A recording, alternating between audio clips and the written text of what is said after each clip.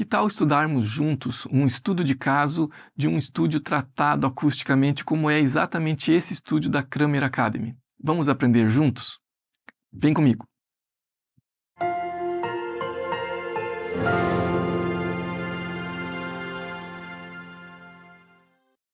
Olá!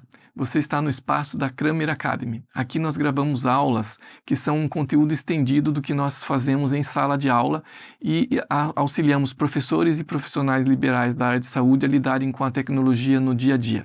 Seja muito bem-vindo!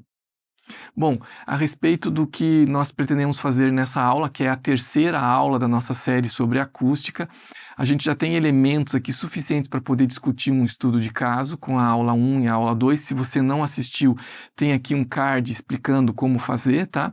É importante que você assista, senão você não vai conseguir compreender sobre o que nós vamos falar hoje, mas nós vamos analisar o exemplo do projeto que foi feito aqui e do racional que foi utilizado aqui para tratar o estúdio como ele está feito. Eu vou convidar vocês para a gente fazer uma análise em slides, tá?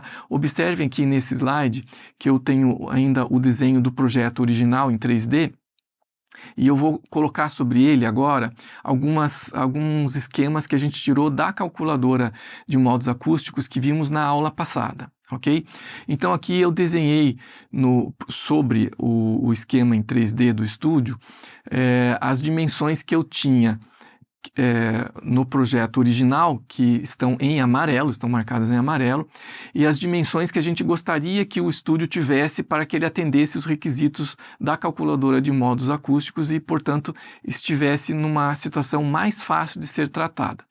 Veja lá que, por exemplo, a largura desse estúdio estava em 3,28 metros e o ideal seria que eu reduzisse ela para 3 metros e 12 centímetros. A mesma coisa acontecia com o comprimento do estúdio, que ele era de 4,68 metros e eu poderia diminuir ele para 3,90 metros. A altura permaneceu a mesma, então eu tinha uma altura de 2,60, é uma sala baixa, pequena, e ela acabou me limitando exatamente em relação ao que eu poderia conseguir das outras dimensões. Se você não entendeu exatamente como que eu cheguei nos valores que estão pintados em verde, como eu lembrei vocês, tem o vídeo 2 que explica exatamente as proporções que a gente multiplica uma das dimensões para obter as outras duas, ok? No caso aqui nós utilizamos a dimensão de altura porque ela era imutável para a necessidade que eu tinha aqui e a partir dela eu obtive a largura e o comprimento. Mas aqui um dos racionais que nos veio logo de início, quando nós tivemos que tomar a decisão sobre o que fazer com o tratamento acústico da sala, a gente entendeu o seguinte, que o isolamento dela seria menos importante, porque justamente eu escolhi o melhor local que eu tinha em casa, que estava mais afastado do barulho externo e que eu também não produziria ruído que atrapalhasse vizinhos do lado externo. Então, para mim, o som de dentro dificilmente incomoda, ou seja, mesmo que saia alguma coisa de dentro para fora, ele dificilmente vai incomodar um vizinho. E o som dos vizinhos em volta de mim, embora exista, ele pode ser tratado via software. Então, o que a gente tomou de decisão? Que a gente não faria o isolamento acústico. Se eu entendesse que o isolamento era muito importante, eu teria que tentar trabalhar esse isolamento produzindo aquelas dimensões que estão em verde ali. Então, se é o teu caso, lembre de fazer o cálculo na calculadora de modos acústicos, porque ali você vai ter as dimensões ideais do que precisa existir na sala e aquele espaço que você reduz no interior dessa sala, você preenche ele com paredes de drywall preenchidas dentro com material acústico mais denso, que é específico para fazer isolamento acústico. O som de dentro não sai, o som de fora não entra. Agora, no meu caso específico, eu preferi despender mais recursos para fazer o tratamento do que o isolamento, justamente porque é uma relação aqui de custo-benefício. Portanto, se você também tem poucos recursos para investir, talvez você fazer a escolha da melhor sala, do melhor espaço que você tem em casa já ajude muito de largada você gastar menos para fazer o tratamento acústico, ok? Agora, claro, se eu tenho as dimensões ideais, eu tenho uma necessidade. Como eu não tinha as dimensões ideais para começar o tratamento acústico, isso não impede você de tratar a sala. Mas aí a gente precisa fazer alguns estudos a mais para entender a necessidade que eu tenho aqui de solução de problemas. E isso a gente vai ver agora. agora, tá? Então, observem ali que usando a calculadora com as medidas em amarelo, tá? Agora eu coloquei as medidas em amarelo. Na aula número 2, nós vimos um exemplo com as medidas em verde, que seriam as ideais, né? E agora o estudo real de caso. Olha, não tenho um estudo ideal e eu quero tratar ele acusticamente. Então, observe que apesar das dimensões do meu estúdio não serem ideais, o gráfico de Bonello tem barras ascendentes. E vocês lembram de ter visto comigo no vídeo 2 que as barras ascendentes indicam que você tem um estúdio com boas chances de fazer um tratamento acústico bem legal ali. Observe também que agora, diferente do que eu fiz na aula 2, eu vou avançar um pouquinho na teoria e vou dizer o seguinte: uma maneira de estudar o teu projeto é dividir a sala em 4 zonas, vamos dizer assim, porque todas as frequências que a gente consegue ouvir com o ouvido humano, elas vão entre 20 Hz e 20 mil Hz. Se eu dividir esse espaço de frequências em 4 áreas, a área 1, a área 2, a área 3 e a área 4, eu vou encontrar ali algumas características em cada uma dessas áreas que são interessantes para eu tomar a decisão sobre que tipo de placa ou painel acústico eu compro, ok? E aonde eu coloco esses painéis e placas acústicas. Então, observe que para eu fazer essa divisão nessas 3 zonas, eu preciso calcular 3 tipos de frequência, porque eu já tenho a inicial de 20 Hz, que é o menos que isso o ouvido humano não consegue ouvir, e 20 mil Hz, que acima disso também fica além da capacidade média do ser humano. As frequências mais baixas, de 20 Hz, elas são as ondas mais longas e são os graves. As altas frequências são as ondas mais curtas e são os sons agudos. Então, do lado direito desse gráfico eu tenho os agudos, do lado esquerdo eu tenho os graves. Normalmente, os grandes problemas que qualquer um enfrenta ao tratar a sua sala para estúdio de gravação é com as ondas graves. E lembre bem, quem usa esses Sonex, essas espumas acústicas baratinhas que a gente compra em qualquer site da internet, acaba sem saber tratando só as frequências mais altas, os sons mais agudos, e acaba tornando a sala muito seca.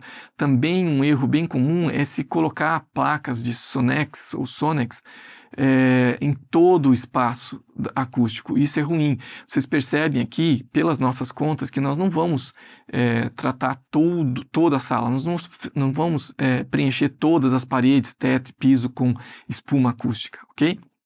Vamos entender um pouquinho melhor isso.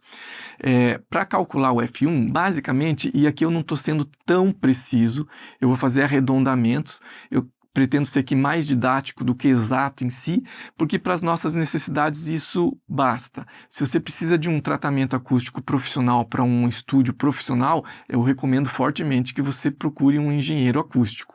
Agora, para a nossa situação, de um estúdio mais simplificado, mas ainda assim caminhando na direção da profissionalização do tratamento acústico dessas salas, eu preciso calcular o F1 e basicamente F1 é alguma das dimensões que você tem. A gente pode escolher, eu coloquei as 3 ali, então veja bem, como que eu calculo esse F1? Eu pego a velocidade do som. A velocidade do som é 344 metros por segundo. Se eu pegar 344 metros por segundo e dividir por uma das dimensões, eu vou encontrar o meu primeiro modo acústico. E o que é um modo acústico? Nós vamos estudar nos módulos futuros, mas entenda o seguinte: um modo acústico é uma onda problemática. Ou ela vai ter áreas na minha sala em que ela está em excesso, ou áreas em que ela está em falta. Basicamente é isso. E o que nós queremos no tratamento acústico de uma sala? A gente quer harmonizar todas as frequências, a gente quer que elas fiquem mais ou menos a mesma coisa, em todo o espectro de frequências, de 20 Hz até 20 mil Hz, que é o espectro que nós conseguimos ouvir. Então, se eu pegar a dimensão de 4,68 metros, que é a dimensão maior da minha sala, que é o comprimento aqui, e dividir 354 por 4,68, eu chego na frequência de 73 Hz, mais ou menos. Então, essa é uma frequência de modo acústico. Eu faço a mesma coisa dividindo 354 por 3,28 e depois por 2,60. E aí vocês vão ver que eu tenho 3 frequências ali que são 3 exemplos nessa sala de modos acústicos que são problemáticos. Existem muitos outros, não são só esses 3 aqui, porque a sala ela produz modos acústicos em todas as 3 dimensões. Mas vamos considerar esses 3 como exemplo. Então eu tenho problemas em 73 Hz, em 104 Hz e em 132 Hz. Veja que são problemas nos graves. Tá? Inclusive, é muito difícil você encontrar painéis vendidos nesses sites mais comuns que a gente encontra por aí, que tratam frequências abaixo de 100 Hz, tá? Assim, quando nós encontramos um painel mais comum ali, que é um painel bom, ele está tratando na faixa de 200 Hz ou para cima. Tá? As espumas mais baratinhas que a gente encontra, às vezes tratam só acima de 1000 Hz. Então veja que é importante saber qual é o problema que nós temos na sala, baseado na teoria do cálculo destas frequências, para que eu possa dividir a minha sala em zonas desse espectro que a gente consegue ouvir e entender que tipo de placa que eu preciso em qual parede, no teto ou no piso, ok? Então, vamos lá. F1 encontrado, agora eu preciso calcular o F2. F2 é uma fórmula, a calculadora de modos acústicos dá esse cálculo para nós facilmente, então basta você entrar as dimensões da sua sala, você vê ali que a gente encontrou a frequência de Schroeder, né, que é a frequência de corte de 388 mais ou menos Hz, né, 387, 388 Hz. Essa é a nossa F2 para uma sala que eu estou considerando um RT60 de 1,5 segundo. Veja, RT60 é o tempo de reverberação, o tempo que um som reverbera dentro da sala e que demora para cair em 60 decibéis. Imagine que eu fale na altura de 100 decibéis, que é muito barulho, né? E ele demora para cair de 100 para 40 decibéis. Então, o tempo que esse som fica reverberando na sala para cair de 100 para 40, ou seja, para descer 60 decibéis, é o que nós chamamos de RT60. Esse RT60, em salas, em estúdios como a gente tem aqui, ele deveria ser da ordem de 0,18, tá? Mais ou menos 0,2 segundos, 0,18 segundos. O tempo de salas padrão como essa aqui, mais ou menos com as mesmas dimensões, é em torno de 1,5 segundo. Eu estou arbitrando esse valor. Se você quiser saber o valor exato do RT60 da sua sala, você vai precisar de ajuda profissional para poder medir isso com microfones específicos, né, omnidirecionais, para captar o som que é produzido por caixas também específicas, né, monitores específicos dentro da sala, e você precisa posicionar esses microfones em alguns cantos também específicos. Isso só um engenheiro acústico pode te orientar. Mas para aquilo que nós precisamos, vamos arbitrar esse tempo em 1,5, que é basicamente o que acontece em salas pequenas como essa. Okay? Se eu tenho, então, salas pequenas com tempo de reverberação de 1,5 segundo, com essas dimensões que eu posicionei na calculadora, eu vou ter aí uma frequência de corte, ou seja, a frequência de Schroeder, em torno de 388 Hz. Okay? Por que isso é importante?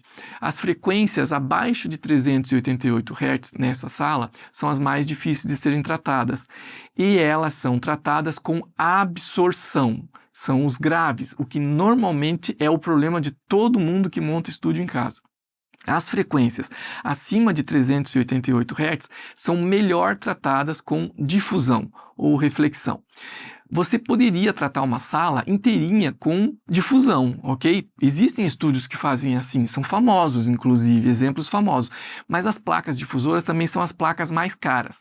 E tratar as frequências mais altas é a coisa mais fácil que você pode fazer num estúdio pequeno, porque qualquer mobília que você colocar no espaço já começa a tratar essas frequências. Tanto que aquelas espumas de Sonex, ou Sonex, que você compra no Mercado Livre ou em qualquer site de vendas na internet, elas são bem fininhas e pouco densas, e elas atacam frequências acima de 1000 Hz. Então, o problema das frequências agudas é mais fácil de resolver. É exatamente por isso que a gente calcula Schroeder, né, que é a frequência de corte, porque a gente precisa fazer a absorção dessas frequências mais graves, ok? Agora nós já temos F1 e temos F2. Como que a gente calcula F3? F3, basicamente, para aquilo que nós precisamos, é 4 vezes F2, tá? A gente não precisa entrar no detalhe do porquê disso. No nosso caso, é 1548 Hz. Agora nós temos 3 frequências e no espaço entre 20 Hz e 20.000 Hz eu passo a ter 4 zonas específicas. A zona 1 é a zona que eu teria mais dificuldade para produzir placas acústicas que absorvessem esses graves, ok? Mas é a zona 2 aquela que é a mais fácil de ser tratada do jeito certo, tá? Comprando-se placas e painéis e dispondo eles no ambiente da forma certa, você ao tratar a zona 2, você vai estar automaticamente tratando a 3 e a 4. Por quê? Porque os modos acústicos são múltiplos entre si. Então, se eu trato uma zona de graves mais baixa, os múltiplos dessas ondas que eu absorvi, eles vão deixar de se repetir nas camadas mais altas, nas zonas 3 e na zona 4, ok?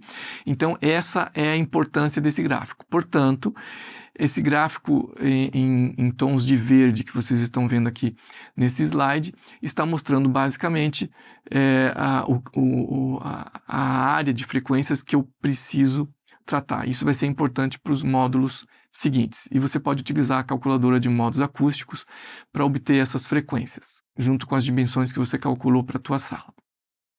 Para concluir, observem que nas dimensões em amarelo que estão no gráfico, a gente chegou em uma sala com mais ou menos um volume de quase 40 metros quadrados, tá? Que é mais ou menos a média do que nós temos aí dos estúdios domésticos, e a gente tem uma superfície ali de 72 metros quadrados. Então, quase 40 metros cúbicos de volume e 72 metros quadrados de área, né? Somando a área de cada parede, chão e teto. Veja só que quando eu faço o cálculo da quantidade de espaço que eu preciso tratar, eu vou usar as áreas, né? E observem ali que eu vou atualizar esse slide e agora eu estou mostrando com o RT60 de 0,18, que é a minha meta de tratamento. Então, com o RT de 0,18, eu vou obter ali uma sugestão que a calculadora já faz para nós automaticamente, de tratar em torno de 35 metros quadrados, ou seja, eu tenho que cobrir esses 35 metros quadrados com algum tipo de material acústico, ok? Então é basicamente essa a ideia por enquanto, tá? A gente já avançou bastante na teoria, vocês devem estar cansados aí de ouvir tanto número, né? Eu vou pedir agora para vocês deixarem um exercício para casa de utilizar a calculadora de modos acústicos. Escreva aqui embaixo nos comentários quais são as dimensões da tua sala e qual é a frequência de corte que você encontrou para um tempo de 1,5 segundo, que é o que nós estamos padronizando aqui por arbitragem, ok? Se esse conteúdo foi importante para você, não esqueça de curtir, compartilhe com os amigos que também estejam montando o estúdio e, para não perder os próximos vídeos, se inscreva no canal, que você ajuda muito a dar continuidade às aulas da Kramer Academy. Muito obrigado, até a próxima!